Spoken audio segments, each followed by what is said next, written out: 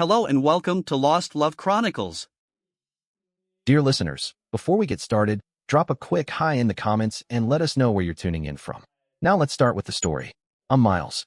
I'm 42 years old, and my job, well, it's the kind where you have to pay close attention to small things. Details matter, which is kind of ironic, given what this story is about. My wife, Leah, is 39. We've been married for 15 years, together for 2 years before that. We don't have any children. That was a mutual decision at first, or at least I thought it was. Our life, or what I thought our life was, seemed steady. We own a nice house, nothing extravagant, but it's ours. We both have pretty good jobs. I believed we had a marriage built on mutual respect, some laughs, a shared rhythm.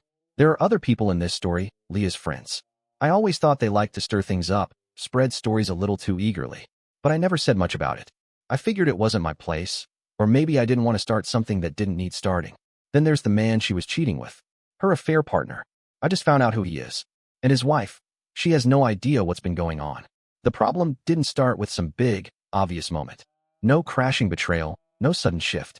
It was more like a slow leak, something small, maybe even invisible at first, that got worse over time. And I didn't see it for what it was. It started 3 or 4 years ago. Leah began acting different, distant. She told me her job was getting more demanding, that she needed to stay late more often. More weekend meetings. That was her story, anyway. I've got another strategy session Saturday afternoon, she said once, shrugging as she grabbed her bag. It's just that time of year. We're short-staffed again. She said it like it was nothing. Normal. But it started happening more and more often.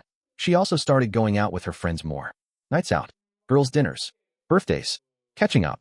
Always a reason. Many times, she'd come home very late. She'd smell like alcohol and perfume I didn't recognize. Rough night. I asked her one time, trying to keep it light. She blinked at me, kicked off her shoes. You know how it is. Jen had too many margaritas. It got loud. I smiled back, but something inside me tightened. We weren't close like we used to be, especially in the bedroom. I chalked it up to stress. Work. Life. That's what happens in long marriages, right? I asked her once if she thought we should talk to someone. A counselor. Maybe just to get back on track. She waved it off. We don't need that, Miles. Seriously, she said. You're just being too sensitive. Everything's fine. Before all of this, our life was ordinary, but it was comfortable. We used to spend our weekends in the garden. Leah had this thing for succulents and herbs. I liked building raised beds. Or we'd take long drives with no destination, just music and roadside coffee. We used to cook dinner together most nights, chopping vegetables side by side, talking about our day. She used to be more affectionate, more present. She had this laugh, quick, warm, and a way of making even boring chores feel like less of a drag. That version of her faded so gradually I didn't notice at first. One day, I just realized. The shared dinners had become rare, replaced by her eating late, after some work thing, or grabbing something with friends. There were so many small signs, like little clues I didn't realize were pointing to something bigger. At the time, I didn't understand them for what they were. Her phone, for example. It used to just lie around on the coffee table, or left charging on the kitchen counter. No big deal. But then, suddenly, it was like it was glued to her hand. She'd keep the screen tilted away from me whenever she was using it. If I walked into a room, she'd quickly flip it face down, like it was automatic. Why are you hiding your screen? I asked her once, trying to keep my voice casual.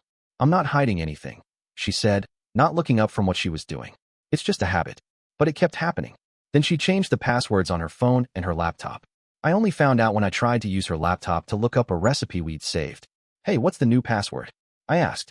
Oh, she said, barely glancing up. They made us change all our passwords at work.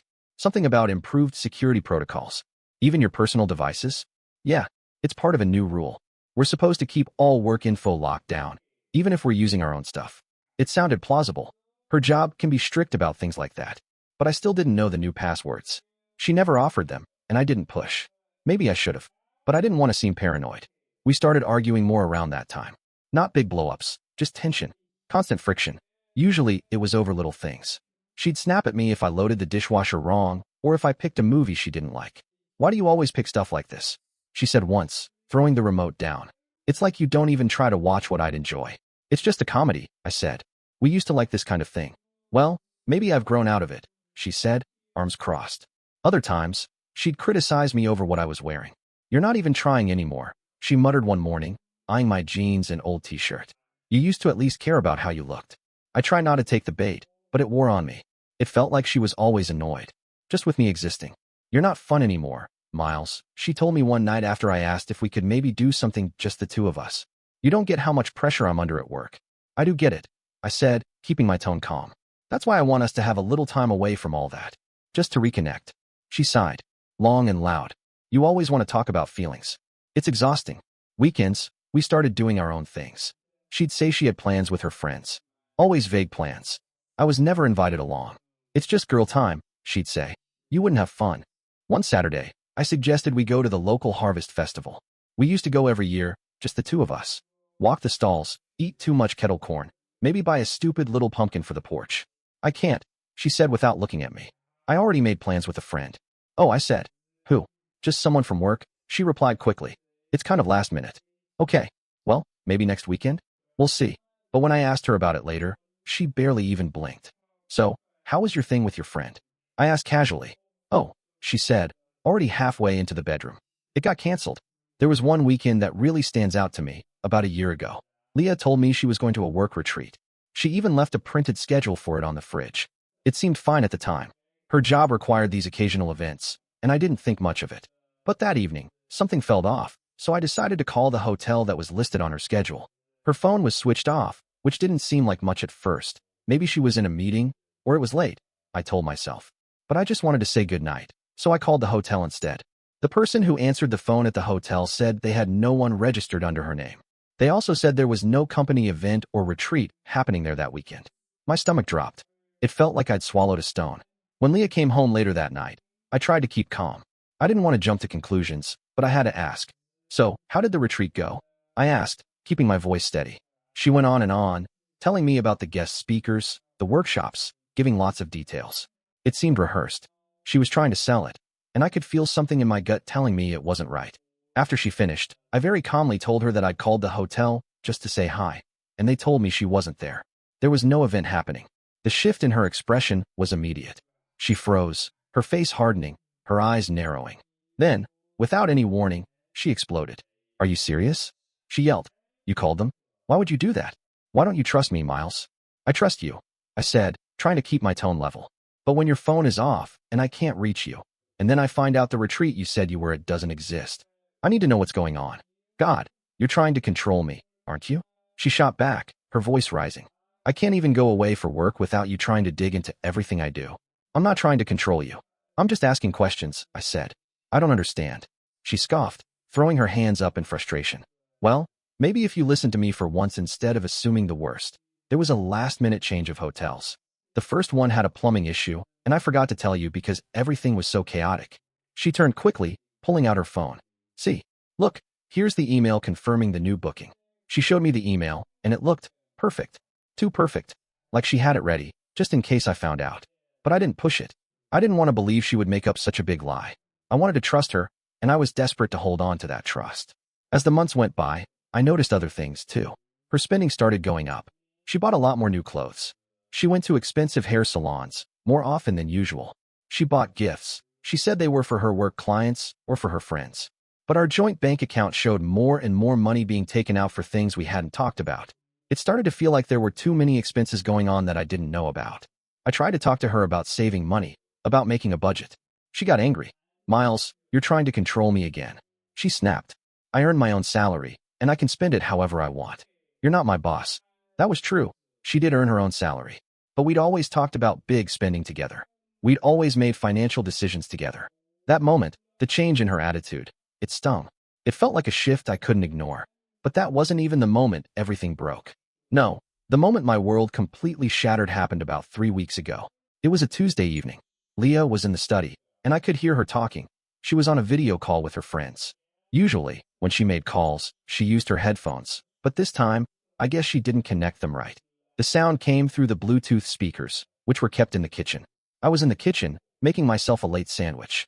The study door was cracked open, just a little bit. I didn't mean to listen, but I couldn't help myself. I heard them laughing, very loudly. I thought nothing of it at first. It seemed like just another casual conversation. But then I heard Leah's voice. She was telling a story, and her friends were obviously finding it hilarious. He's just so clueless, Leah said, her voice carrying a strange mix of humor and disgust. 15 years and he hasn't suspected a thing, she continued, laughing as she spoke. Honestly, sometimes I think he's too stupid to notice. I felt like the blood in my body turned to ice. I just stood there, frozen. My hands were still holding the bread for my sandwich, but I couldn't move. I felt like everything around me was crumbling, but I couldn't process what was happening. The laughter from her friends grew louder, and then Leah kept going. Troy is amazing, you know? So attentive. It's like night and day compared to Miles. Miles just plods along, happy in his little oblivious world. It hit me like a punch to the gut. The world around me seemed to stop, and I could feel the room closing in on me. One of her friends asked her, "How long has this been going on with Troy?" Leah responded casually, as if she were talking about something as innocent as the weather. "Oh, with Troy, it's been about 4 years, pretty consistently. There were a couple of others before him. You know, shorter things, but Troy is different." The words kept cutting deeper. I was rooted to the spot, unable to move. She was describing something I couldn't even fathom. She kept going, detailing something sexual she had recently done with Troy. Her friends were giggling and pressing her for more, clearly enjoying the gossip. At one point, she even joked about how she had almost been caught a few times, but then added, "My so-called lack of awareness made it easy for me to get away with it." That was when she casually mentioned something that shattered what little was left of my world. "Troy's married too," she said. "I guess that makes it safer, in a way. He's less likely to get too serious or want too much from me." That was it. I couldn't listen to any more. I shut the speakers off, and I backed away from the kitchen area as quietly as I could. My mind was spinning. For years, I had trusted her, believed in the life we built together. But in that moment, everything I thought I knew about my marriage, about Leah, collapsed. It wasn't just one affair. There had been others. The woman I had spent almost 2 decades with, the woman I thought I knew and loved, was a total stranger. It hit me like a wave of cold water, and the realization stung deeper than I could have ever imagined. She clearly thought I was a fool, the way she said it all so casually, so cruelly. The sound of her laughter, the boldness of it, everything about it just shattered something deep inside me. It wasn't sadness I felt right away. It wasn't even anger. It was a numbness, like I was frozen in place, unable to react to the enormity of what had just been exposed. I didn't say anything to her that night. I couldn't. It would have been too much to confront her then. So I just went to our bedroom, got into bed, and pretended like I hadn't heard a thing. It was incredibly hard to keep my face neutral, but somehow I managed. She came to bed much later, humming some little tune, like everything was normal. She asked me if I was okay because I was being so quiet. My heart was still racing, but I just said I was tired from work. It wasn't even a lie, I was tired. But more than that, I needed to process everything that had just unfolded. The next morning, I got up, got ready, and went to my office like any other day. But my mind wasn't on work at all. The words "too stupid to notice" kept playing over and over in my head, a constant refrain that gnawed at me. My brain, which usually focused on solving logical problems, was now consumed by only one thing. She thinks I'm stupid. I had to prove her wrong. I had to show her just how much I could notice, just how carefully I could plan. My first thought was that I needed proof. Real, solid proof, not just for my own peace of mind, but for the divorce that I knew was inevitable. And I figured it might be useful for other reasons, too. I started by looking at our money.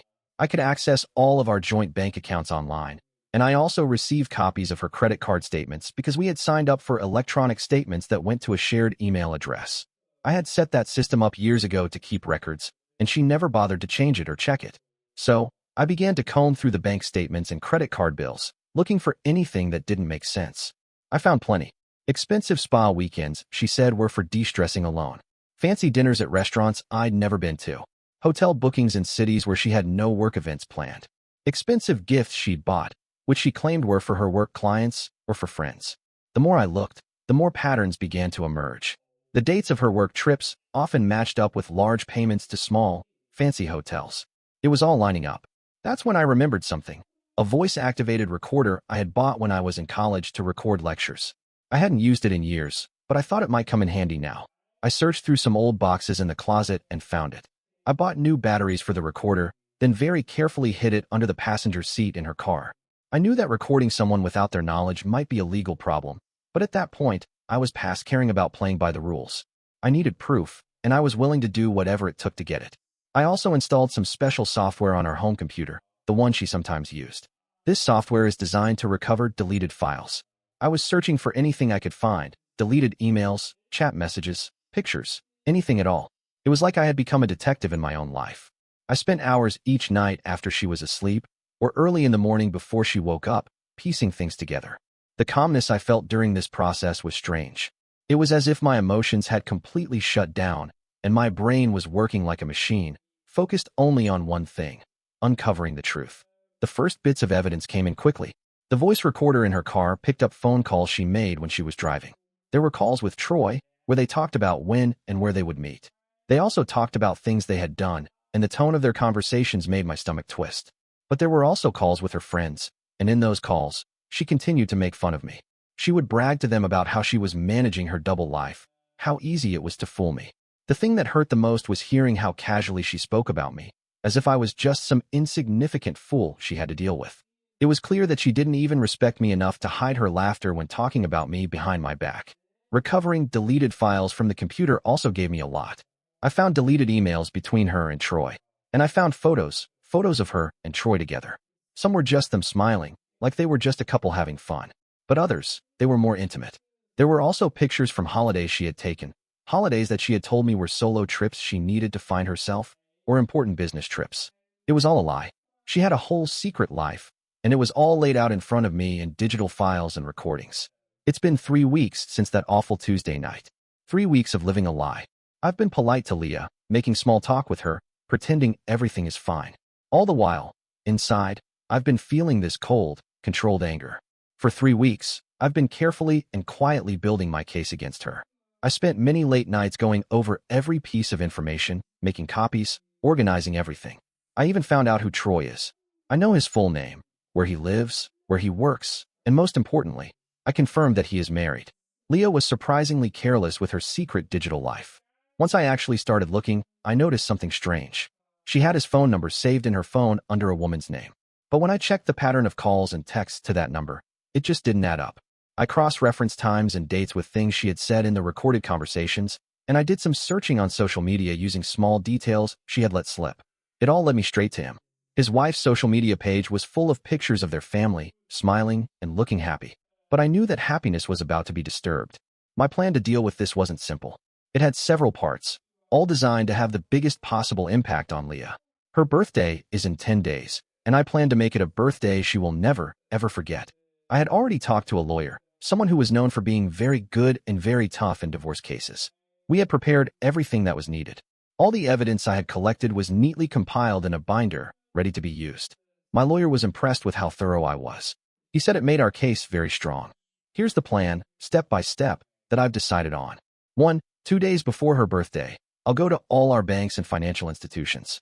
I'll freeze all the bank accounts that we share. I'll also cut off her ability to use any credit cards that are connected to my name or my credit. Our house is mainly in my name. It was left to me by my parents. Her name was added to the ownership papers after we got married, but my lawyer feels confident about protecting this asset for me. I will take all the necessary legal steps to make sure the house is secure. 2, the day before her birthday, I'll send a package to Troy's wife. I'll send it anonymously so she won't know it's from me.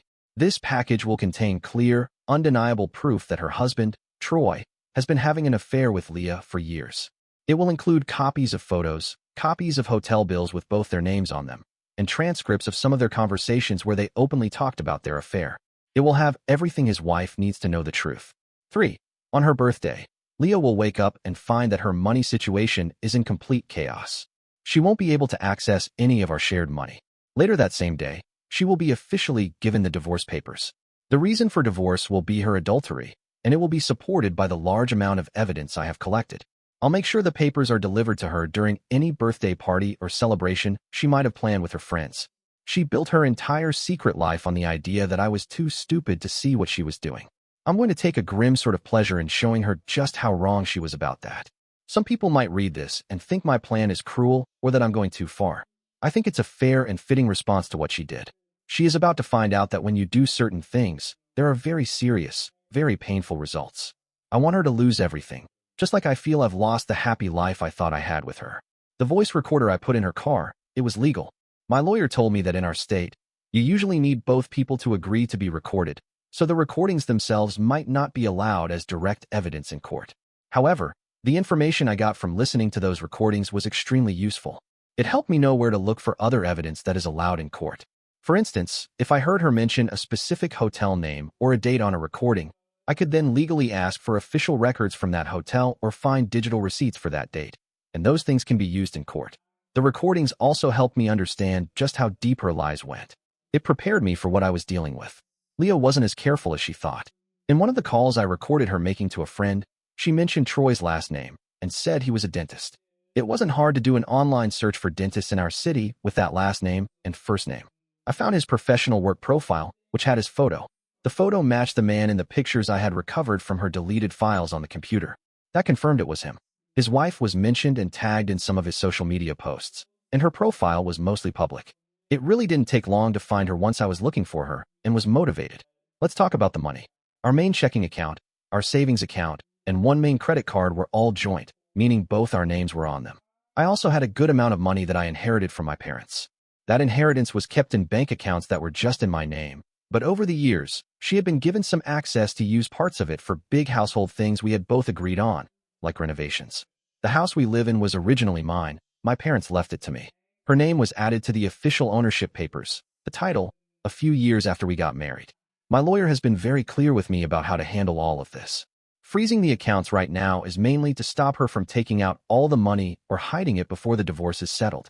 How everything gets divided in the long run will be decided during the divorce process. But my lawyer says her position will be very weak because of her cheating and because I have proof she spent marital money on her affairs. Her actions were not a one-time mistake. It was a long-term one, so my response is also carefully planned. I don't have any feelings of love left for her. All I feel now is a need to carry out my plan to the end. Phase 1, financial lockdown. This was done 2 days ago, on Monday morning, just as I had planned. I went to the bank. I had already talked to a senior manager there a couple of times before, and my lawyer was with me for one of those meetings, so the bank knew it was serious. I went through all the steps very carefully. First, I took out exactly 50% of all the money from our joint checking and savings accounts. I put this money into new accounts that are only in my name. Then, I told the bank to freeze all the joint accounts so no more money could be taken out or put in unless a lawyer said so. My lawyer had prepared a formal letter for the bank. The letter explained why we were doing this. It mentioned the breakdown of our marriage and my concern that she might try to waste or hide our shared money. After the bank, I called the credit card companies. All the credit cards that were in both our names were frozen. The extra card she had on my main credit card account was canceled immediately. This means that any automatic payments that used to come out of those accounts for her personal bills, like her car payment, her personal cell phone bill, or all those monthly subscription boxes she ordered, will now be declined. I made sure that all our important household bills, like the mortgage on the house, which I will now be paying by myself, and the utility bills, electricity, water, gas, were changed to be paid for by my new bank accounts, the ones only in my name. This whole process took several hours. Phase 2, informing the other injured party. This was done yesterday. Yesterday morning, I sent the package to Troy's wife, Adeline. I put together a small, very neat binder of information for her. Inside the binder, I put about 20 clear photographs of Leah and Troy together. Some of these photos were from trips they took together. You could clearly see the locations and dates on some of them. Some of the other photos were more personal, showing them being affectionate. But I didn't include anything too graphic, just enough to make it absolutely clear they were having an affair. The binder also contained copies of hotel bills that had both their names on them and a few short, typed-out parts of conversations between Leah and Troy. These were taken from the recordings, and in them, they talked about their feelings for each other, their sexual meetings, and how they managed to trick their spouses. I also put in a very short typed note that was not signed. The note said, "Adeline, you deserve to know the truth about your husband, Troy, and his long-term affair with Leah." I use Leah's full name. The information enclosed is for you to see. What you decide to do with this information is your own choice. I sent the package using a courier service that required someone to sign for it when it was delivered. I addressed it specifically to Adeline at her home address. I got a notification from the courier late yesterday afternoon confirming that the package had been delivered and signed for. As I dropped that package off, I felt like I was starting a fire, but one that needed to burn. Phase 3, divorce papers. These are all prepared, and they will be delivered tomorrow on her birthday. The divorce papers are all signed and ready. They are with a professional process server. This is a person whose job it is to officially deliver legal documents. My lawyer has been extremely careful and detailed with these papers. The papers state very clearly that I am divorcing her because of adultery. They also include a summary of all the evidence I have collected, and they explain what I am asking for in terms of dividing our property and assets. The process server has been given instructions to deliver these papers to Leah tomorrow in the late afternoon. I know that Leah usually likes to have a small birthday dinner with her group of friends. I even found out which restaurant she booked for it this year. I saw the reservation confirmation in her email, which she often left open on the home computer. I have given the server the address of that restaurant. If she changes her plans and is not at the restaurant, the server will deliver the papers to her at our home. The first results of freezing the bank accounts started to show up quickly. Leah called me on Monday afternoon. Her voice sounded tight and worried at first, and then it quickly became panicked. She said that her credit card had been declined when she tried to buy something at a store. Then she said she couldn't get into our joint bank account online. I kept my answers to her very short and calm. I told her that I had found out about some very serious problems in our marriage. I said that based on legal advice, I had taken steps to protect our financial assets. I told her she would understand everything very soon. She started demanding that I tell her more, and her voice got louder and angrier. "What have you done? Are you trying to ruin me? This is insane," she shouted. I just repeated that she would have all the information shortly, and then ended the call. She called me back many times after that. I didn't answer any of her calls. Then she started sending a flood of text messages. The messages changed in tone. Some were confused. "What is going on?" Some were angry and accusing. "What have you done? Are you trying to ruin me? This is insane." Others were pleading, "Please, just call me. Let's talk." I have not replied to any of her calls or texts. Her access to the money she used to control is now completely cut off. Unless she has some secret bank accounts of her own that I don't know about. It's possible she does, but the main source of her spending money has now dried up. I haven't heard anything directly from Troy's wife, Adeline. I didn't really expect to hear from her. The package of information was for her to see and use as she wishes. Her issues are with Troy, not me. My main focus is on dealing with Leah. The house has been very quiet. She was out very late last night. I guess she was trying to figure out what was happening with the money, or maybe she was talking to her friends about it. I've changed the locks on my study door. That's where I'm keeping all my documents, my computer with all the evidence, and my personal things. Tomorrow is the day for the final step in this first part of my plan. I feel a dark kind of satisfaction, a sense of grim purpose. The woman who laughed with her friends about my supposed stupidity is about to get a very harsh wake-up call on her birthday. It's been just over 5 weeks since what I now call D-Day, Leah's birthday, the day she was served the divorce papers. The big explosions from that day have mostly stopped, but what's left is a messy and ongoing process of taking everything apart. From what I've heard, Leah's birthday turned into a complete disaster scene. The process server did his job and successfully delivered the divorce papers to her at the restaurant she had booked for her birthday dinner with her friends. I heard that she had just sat down at the table. She was probably still upset and confused about the money situation from the days before, but trying to act like everything was okay for her friends. That's when a man came up to her table, asked if she was Leah, and then handed her the large legal envelope. Her friends later told some mutual acquaintances, who, of course, couldn't wait to pass on all the dramatic details to others. What happened next, they said, was that Leah opened the envelope, read a few lines, and her face turned completely white. Then she apparently started to scream, not just crying, but actual screaming. She threw the papers down on the floor, started yelling at the process server, accusing him of ruining her life. Then she became totally hysterical, crying and shouting uncontrollably. The manager of the restaurant had to ask her and her friends to pay and leave. Her friends tried to calm her down, but they said she was beyond listening to anyone. One of her friends even called me and left a long, angry voicemail. In the message, the friend yelled at me for being cruel and heartless. She went on to describe in detail how Leah had completely broken down. The days that followed her birthday were filled with Leah making more and more desperate attempts to contact me. She must have called me dozens of times every day, from her own phone number, then from blocked or unknown numbers, and even from her friends' phones. I also received countless emails, text messages, and voicemails from her. The tone of these messages changed constantly. Sometimes she was furious, making threats about how she would make me pay for this. Other times she was crying and apologizing, begging for us to just talk. She kept saying she had made a terrible mistake, that she really loved me, that Troy meant nothing to her, and that her friends had misunderstood what she said on that phone call I overheard. They sounded like the typical excuses people make when they get caught. I did not respond to any of her messages directly. I told my lawyer that all communication with her must go through him. Her money situation apparently got very bad very quickly. It turns out she had very little personal savings of her own. She had been spending money from our joint account so freely for so many years, buying whatever she wanted. Her friends, the ones who always seemed to encourage her expensive lifestyle and her nights out, now seemed to offer her very little real help. They gave her sympathy, I'm sure, but not much practical support. Once they realized her access to money was gone, she couldn't make her car lease payment. The car, a fairly new model she was very proud of, was repossessed by the lease company a few days ago. She also had to move out of our house about 2 weeks ago. My lawyer pushed through an initial legal agreement that said she had to leave, especially given her behavior and her lack of any money to fight it right away. The house is now my sole responsibility, and I fully intend to keep it. I heard from a mutual acquaintance that she is currently staying with one of her friends, but it's a temporary situation, and the friend is already getting tired of having her there.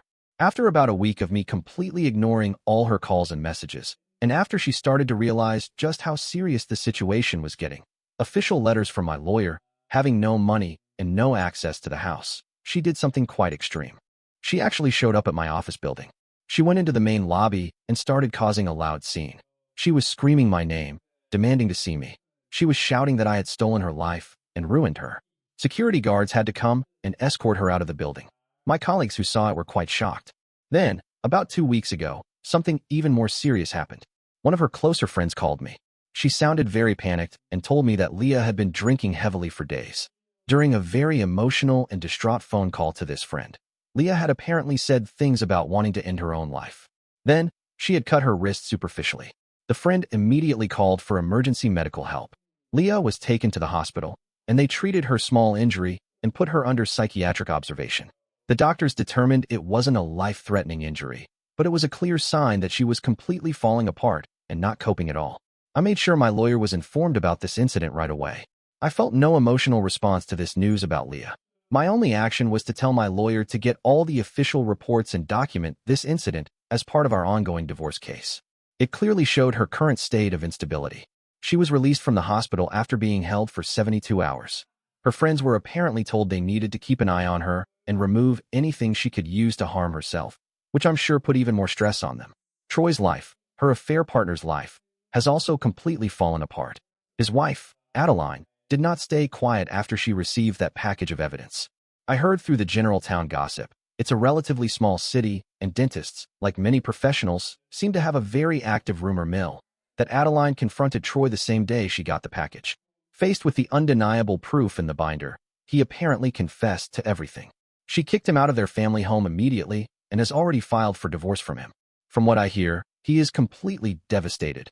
Not because he lost Leah, but because he has lost his comfortable family life, his home, and his reputation is likely suffering.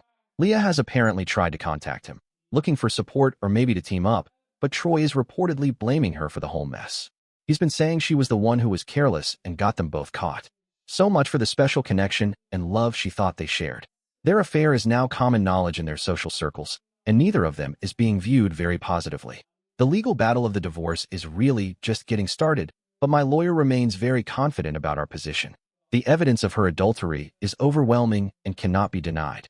Also, her spending of marital money on her affairs over several years is very well documented in the financial records I gathered.